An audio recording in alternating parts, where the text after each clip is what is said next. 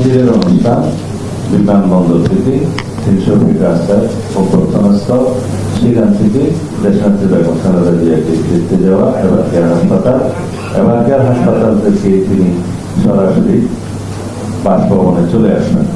তখন বিমানবন্দর সড়ক হয়ে কাকলের মোড় হয়ে গুলশান 2 নম্বর হয়ে তিনি বাসভবনে চলে আসবেন। সেদিন আর অন্য কোনো অনুষ্ঠান হবে না।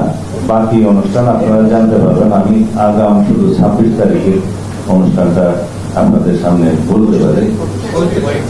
25 বলে ফেলেছি, 26 তারিখ শুক্রবার বাদ জুম্মা তিনি বাসভবন থেকে রওনা হয়ে প্রথমে শহীদ জিয়ার মাজার জিয়ারত করলেন এবং সেখান থেকে জাতীয় স্মৃতিসৌধে তিনি শ্রদ্ধা জ্ঞাপন করতে যাবেন। এটা 26 তারিখ।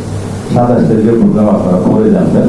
সেদিন অন্যান্য অনুষ্ঠানের মধ্যে আমি শুধু আপনাদেরকে আগাম টাইমিং ছাড়া এখন বলতে পারি যে আমাদের সেদিনের অনুষ্ঠানের মধ্যে 27 তারিখে তিনি এনআইডি কার্ড এবং ভোটার হওয়ার সমস্ত কাজগুলো সেদিন করবেন। এরপরে শহীদ উসমান হাদিস কবর জিয়ারত করবেন এবং যাওয়ার পথে তিনি পঙ্গু হাসপাতালে জুলাই অভ্যুত্থানের